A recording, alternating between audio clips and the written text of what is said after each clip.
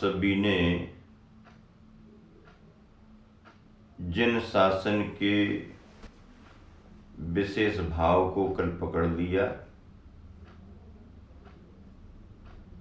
जिन शासन की विशेषताओं में वीतरागता का अपने आप में बड़ा महत्व है और वह वीतरागता अहिंसा को साथ लेकर के चलती है। अहिंसा एक करुणा का भाव है, जिस भाव को बड़ी सावधानी से संभालना पड़ता है।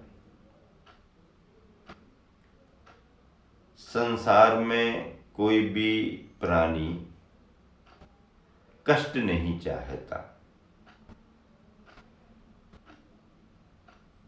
मरना भी नहीं चाहता,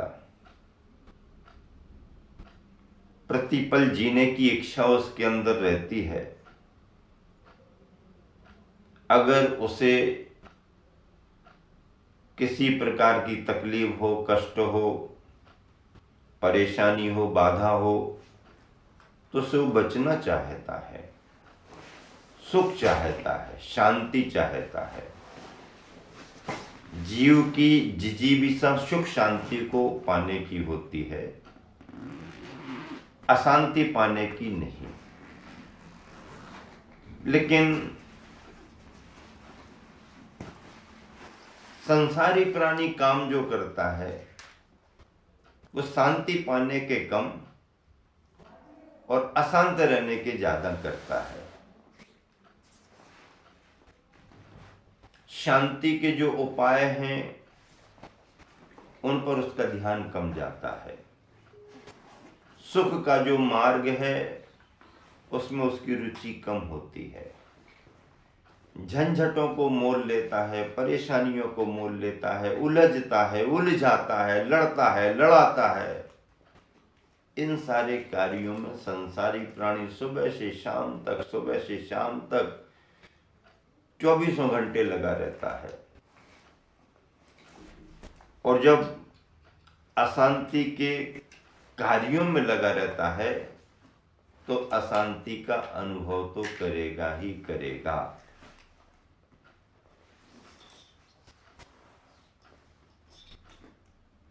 दया, करुणा, सेवा की भावना, सेवा के कार्य,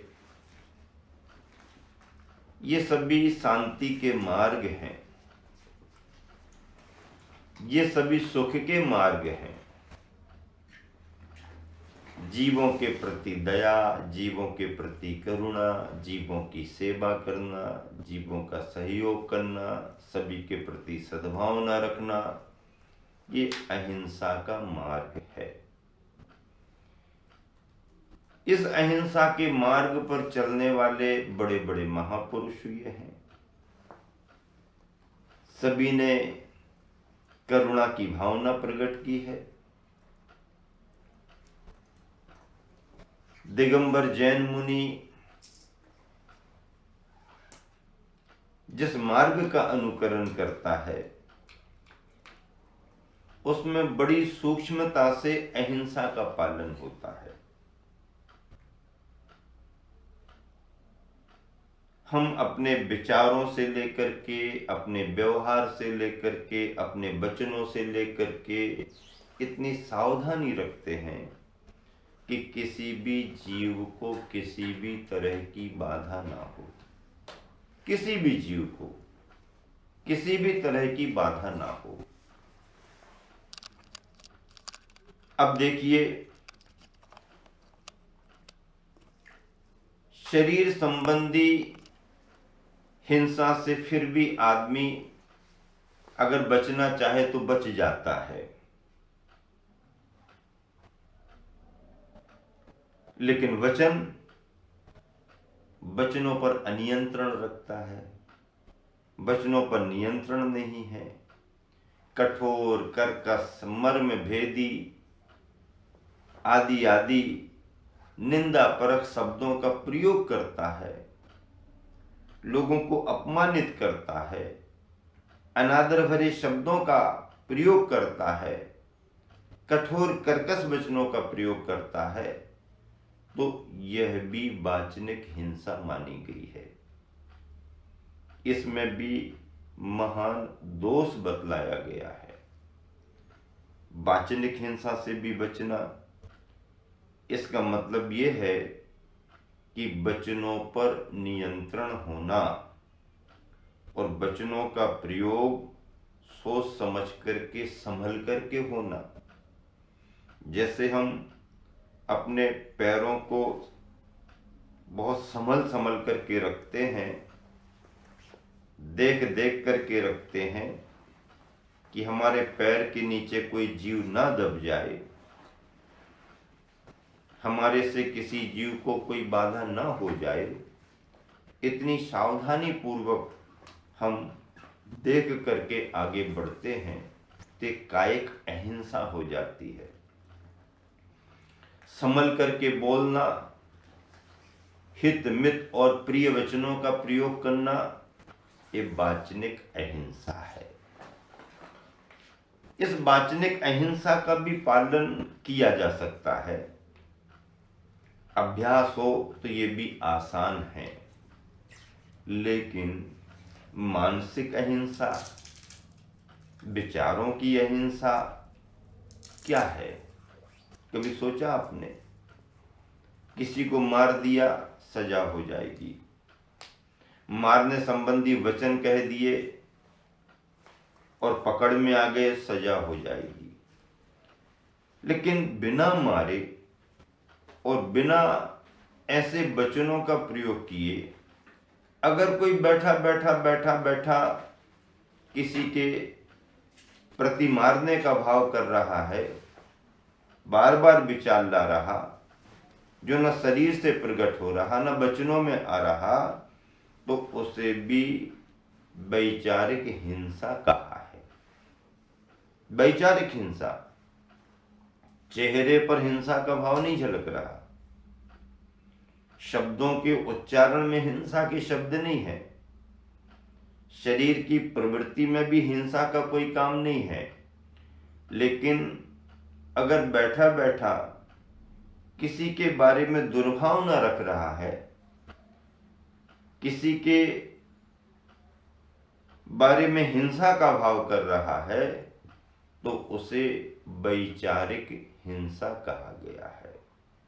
यह भी बड़ा दोष है, यह भी बड़ा दोष है। और देखो, बाहर के कोर्ट कानून में अगर दोष सिद्ध हो गया तो शरीर और वचन के स्तर पर ही सजा दी जाती है। शरीर से आपने क्या किया, वचनों में आपने क्या किया, कैसा एक्शन था, कैसे शब्द थे, तुमने कैसा कार्य किया, ये अगर प्रूफ हो रहे हैं तो आपको सजा मिल जाएगी। लेकिन आप अपने घर में बैठे बैठे किसके बारे में क्या सोच रहे हैं, किसका घर जलाना, किसका घर मिटाना, किसको मारना, किससे मरवाना, बैठे बैठे अगर विचार कर रहे हैं, तो विचारों से अगर आप किसी की हिंसा की भावना भा रहे हैं, तो बाहर की अदालत में, कोर्ट में तो कोई आपको सजा है ही नहीं। क्यों? क्योंकि आप तो अपने अंदर बैठे बैठे सोच रहे हो, प्रकट ही नहीं कर रहे, अंदर अंदर का भाव।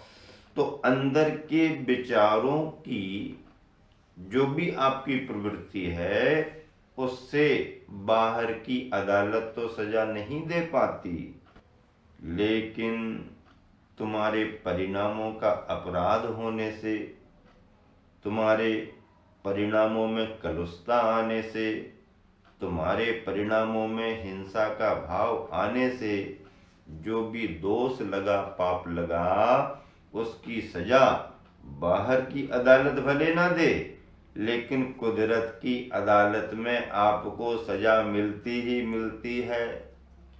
जैन दर्शन परिणामजन्य इस भावना की भी व्याख्या करता है और उसे भी दोषी ठहराता है, उससे भी पाप का आश्रय मानता है, उससे भी कर्मों का फल आपको मिलेगा। ये जैन दर्शन की सूक्ष्म हिंसा और अहिंसा की व्याख्या है। अगर बैठे बैठे सद्भावना रख रहा है, सभी जीवों के प्रति करुणा का भाव है, स्नेह का भाव है, दया का भाव है, तो वह वैचारिक अहिंसा पाल रहा है। और अगर दूसरों के मरने मारने का भाव कर रहा है, इन्हीं विचारों में उलझा हुआ है, तो वैचारिक हिंसा है।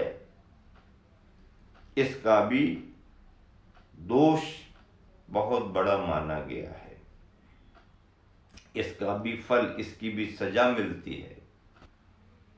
देखो, सद्भावना के सिद्धांत में तो बहुत सारी बातें स्पष्ट हैं। विज्ञान भी इस बात को बहुत अच्छे से स्वीकार करता है कि हमारे भावों का प्रभाव सभी पर पड़ता है। प्राणियों पर तो पड़ता ही पड़ता है, वो तो जीवंत हैं, संवेदनशील हैं, तो ऐसे प्राणी जगत पर तो पड़ता ही पड़ता है, बल्कि प्रकृति पर भी पड़ता है, पेड़ पौधों पर भी पड़ता है, पाषाणों पर भी पड़ता है। भावनाओं का प्रभाव सब जगह पड़ता है। अच्छी भावना का भी प्रभाव पड़ता है और दुर्भावना का भी प्रभाव पड़ता है। इसलिए धर्म की जो शुरुआत होती है वह भावों से होती है, और अधर्म की शुरुआत भी भावों से होती है।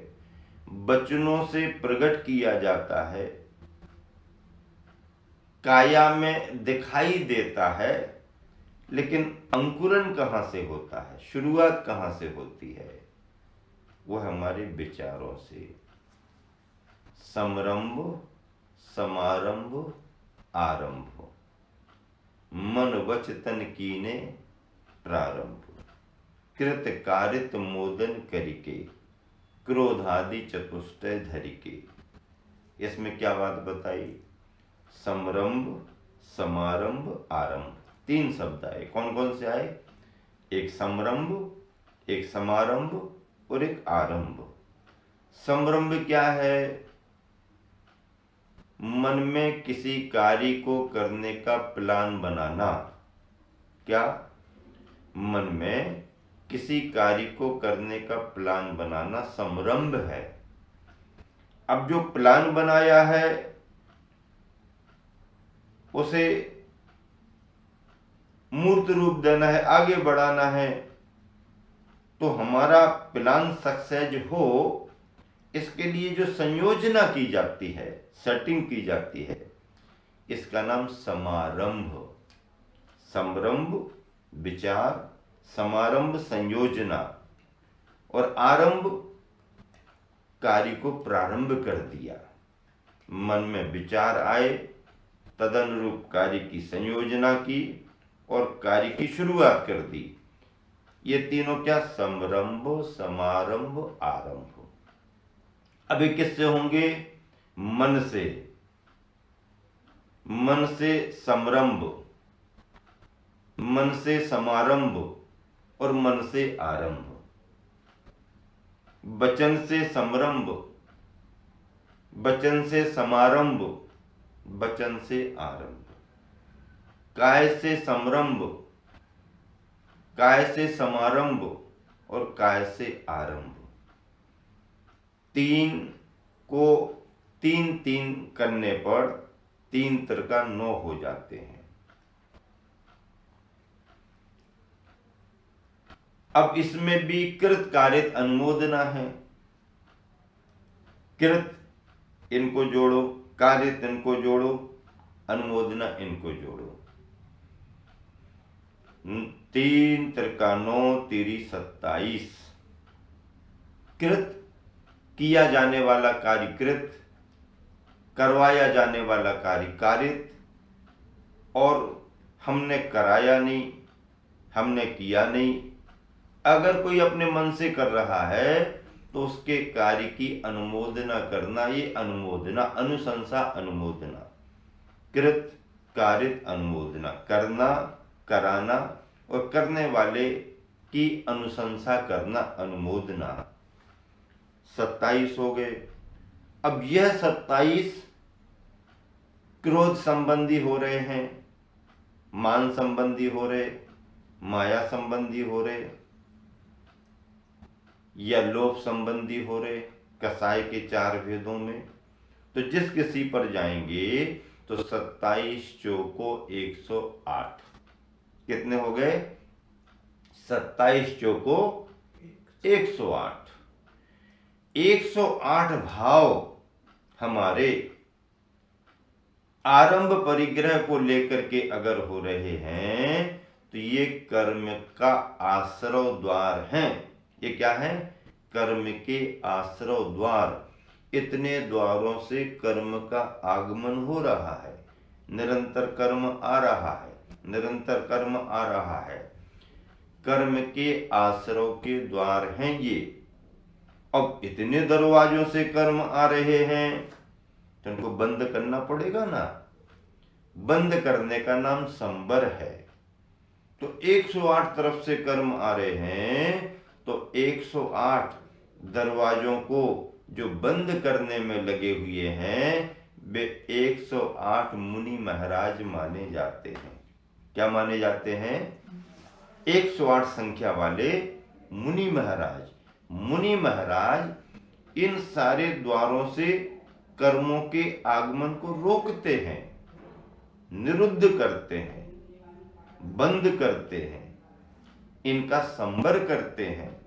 इसलिए मुनि महाराज के साथ 108। आप माला फेरते हैं ना, माला के दाने कितने होते हैं? 108। 108 माला के दाने क्यों? इन आश्रव द्वारों को बंद करने की भावना से नमो वरिहंताणम, नमो सिद्धानम, नमो आयरियाणम, नमो वज्रायाणम, नमो लोहिषभ्यशाऊणम मंत्र पढ़ते जाओ, पढ़ते जाओ, पढ़ते जाओ। महामंत्र नमोकार 108 बार पढ़ो, आपके द्वार बंद होंगे। एक ही बार की माला फेरने में बंद हो जाएंगे ऐसा नहीं। तो जब एक ही बार में बंद नहीं हो रहे तो माला काय को फेरे? नहीं, माला फेरते ही कोई माला माल नहीं होता, लेकिन बिना माला फेरे भी कोई माला माल नहीं होता। माला माल होने के लिए माला नहीं फेर रहे हैं, हम तो अपनी आत्मा का कल्याण करने के लिए माला फेर रहे हैं।